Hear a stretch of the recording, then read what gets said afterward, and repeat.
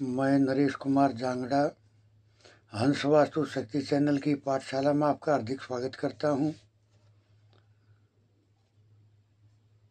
और आज मैं आपको कुछ कमेंट है उनके जवाब दूंगा, जो कि मैं देख रहा हूं उनको ज़्यादा ज़रूरी है। देखिए सर, आज मैं आपको बताऊंगा कि बहुत सारे कमेंट आ जाते हैं, फ़ोन आ जाते हैं। सर, अगर अग्नि में यानी एससी में यानी अग्नि कोणे में अगर जल आ जाए या नीला या ब्लैक कलर आ जाए तो क्या हो। देखिए सर, जब अग्नि में जब जल जाएगा किसी भी फॉर्म में, वाटर फॉर्म में, किसी भी फॉर्म में, तो वहाँ अर्थ का निर्माण हो जाएगा। अब अगर SW पॉइंट पहले ही बढ़ा हुआ है तो उस घर में एक्सीडेंट, चोरी, झगड़े, टेंशन, पैसे का नुकसान। हाँ, अगर यही पोजीशन किसी का SW यानी साउथ वेस्ट यानी नैऋत्य कोण अगर कटा हुआ है, तो अगर हम वहाँ, क्योंकि वहाँ अर्थ कट गया है, अर्थ है ही नहीं घर में, तो क्या करना चाहिए, तो उस फॉर्म में फिर हम अग्नि में यानी SC पॉइंट में ब्लू कलर देकर और वहाँ अर्थ का निर्माण कर देंगे, जो कि एक तरह की स्टेबिलिटी लेकर आएगी, यानी अर्थ को पूरा कर देगी।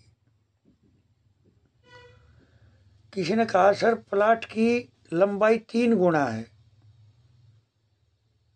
और यानी 3 गुना लंबा, चौड़ाई को देखते हुए 3 गुना की लंबाई है, तो सर कैसे बैलेंस करें। तो देखिए सर, मैं एक बात कहना चाहूँगा,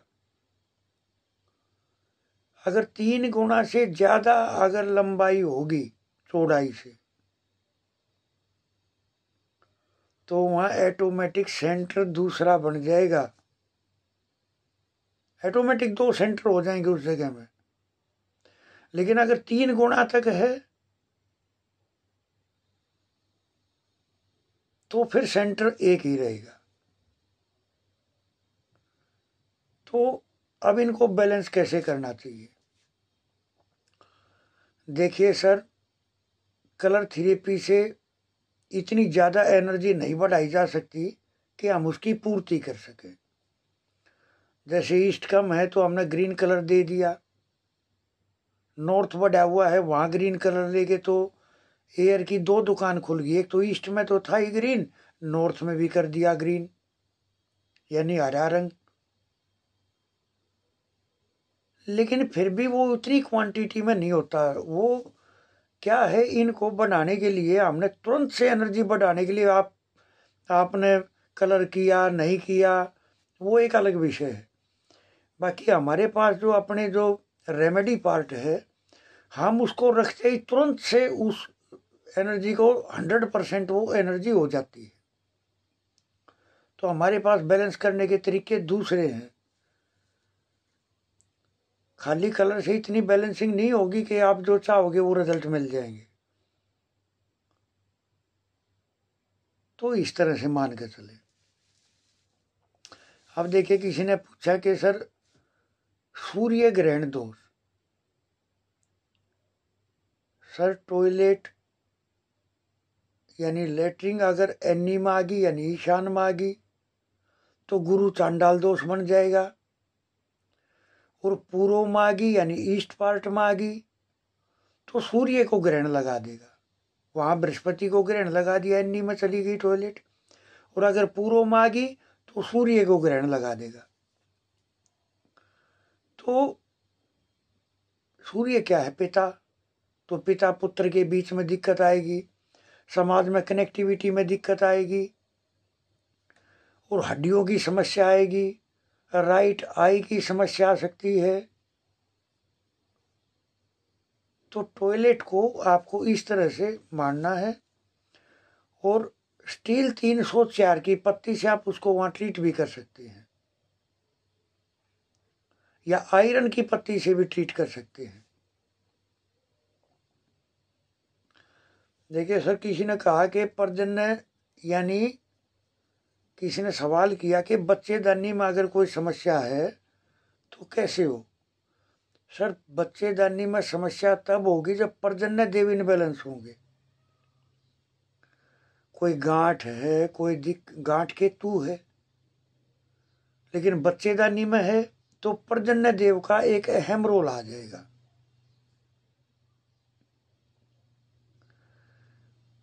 तो पर्जन्य देव को ट्रीट करना है। अब अगर वहाँ मशीन आ गई, कोई भी चर्निंग की मशीन, कपड़ा धोने की, जूस वगैरह काटने की, बहुत सारी मशीन होती है चर्निंग की, आ गई तो बिल्कुल पर्जन्य देव डिस्टर्ब हो जाएंगे। वहाँ तो मशीन चर्निंग वाला हिसाब किताब होना ही नहीं चाहिए, क्योंकि पर्जन्य डिस्टर्ब हो जाएंगे तो इस तरह की समस्याओं को लेकर एक विशेष परेशानी का सामना करना पड़ेगा। एक बताया कि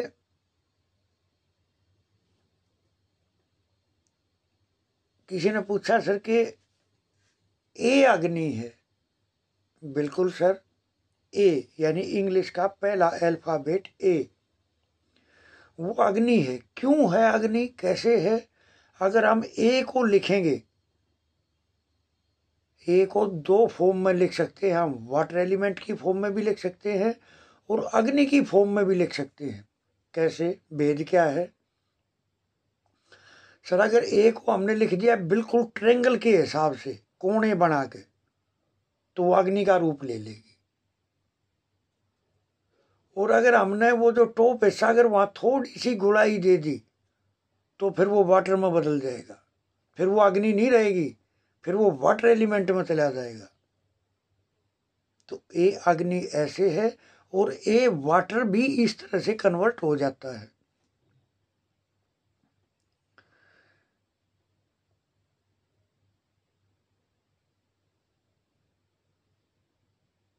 देखिए सर, दरअसल क्या है, बहुत सारे क्वेश्चन करते हैं तो मैं ये नोट कर लेता हूँ ये कमेंट, और फिर कोशिश करता हूँ कि बताने की।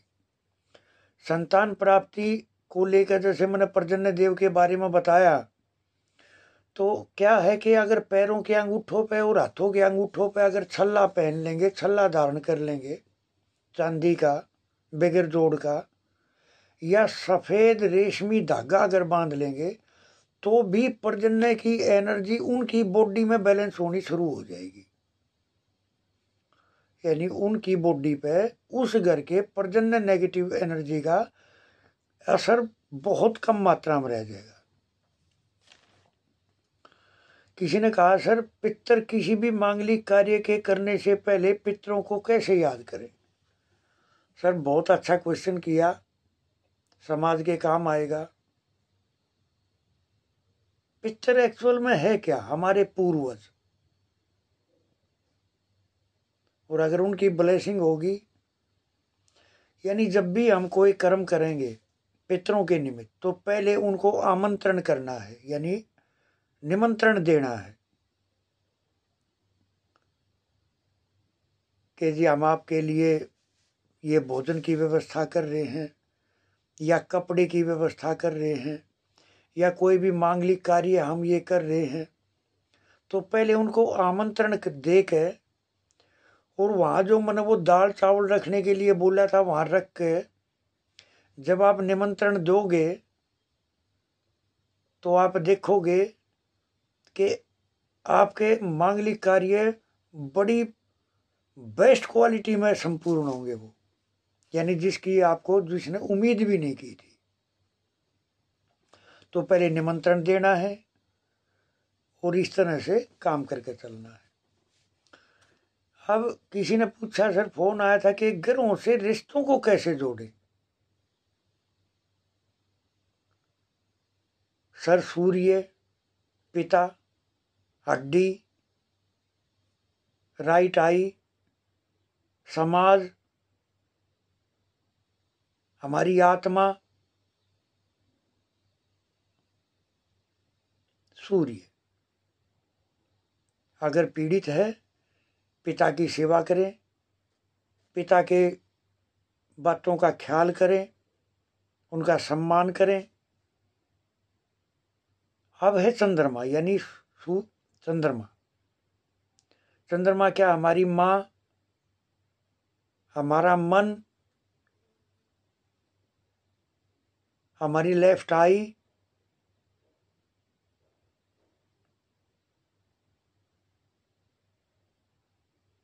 और चंद्रमा एक तरह से ये मान कर चलो बॉडी की मेन चीज है, यानी मन अगर ठिकाने पर होगा तो सारे काम होंगे।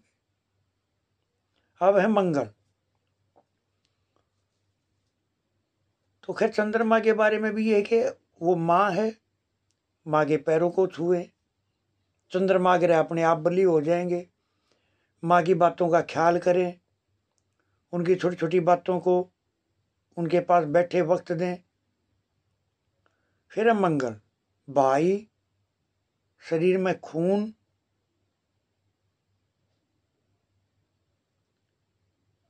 तो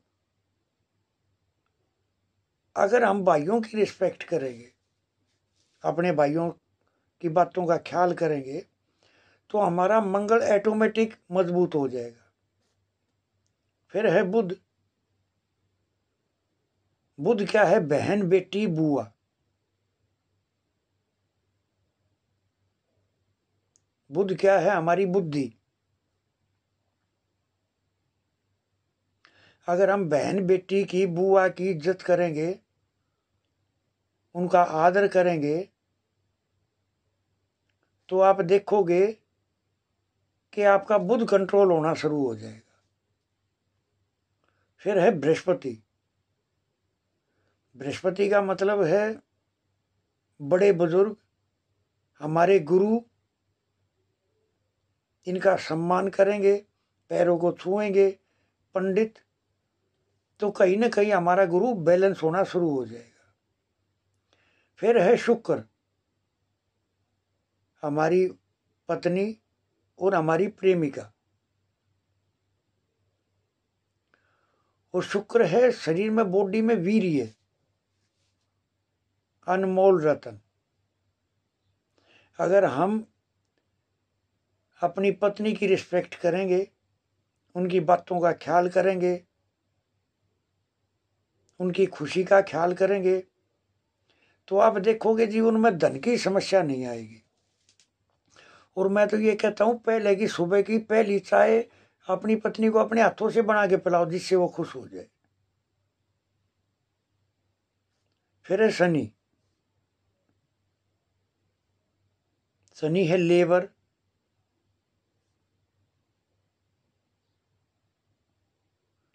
शनि है हमारे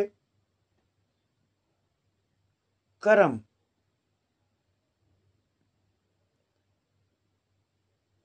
शनि है हमारे चाचा।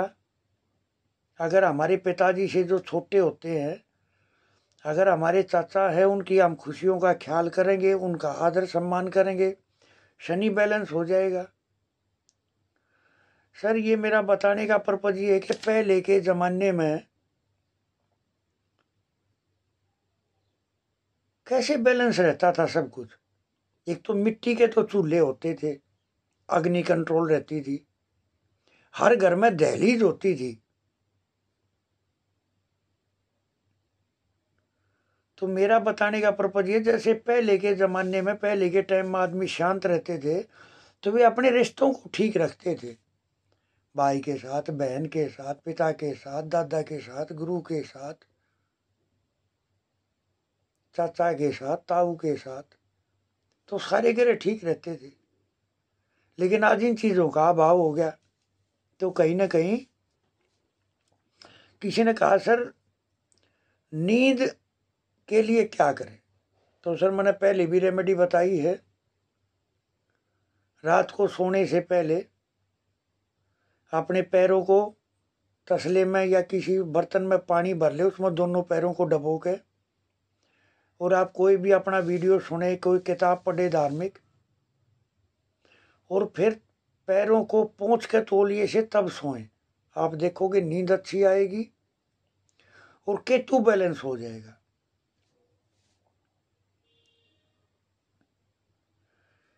देखिए, किसी ने कहा, सर कबूतर घोंसला बना लेते हैं। सर जिस बिल्डिंग में, जिस घर में कबूतर, देसी कबूतर ने घोंसला बना दिया, मैं ये कह दूंगा राहु परमानेंट आ गया है वहाँ, और बर्बादी के रास्ते खोल दिए।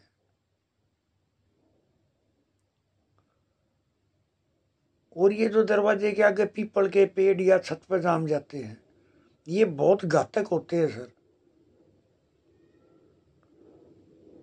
तो अपने साफ सफाई का ख्याल रखें, और वहाँ से अगर हैं तो उनको वहाँ से पीछा छुड़ाए अपना। किसी ने कहा सर W67 की एंट्री ही इसको कैसे ब्लॉक करें। सर W67 की अगर एंट्री है तो वेस्ट पार्ट का क्या है, लोहा। आप लोहे की पत्ती से उस एंट्री को ट्रीट कर सकते हैं।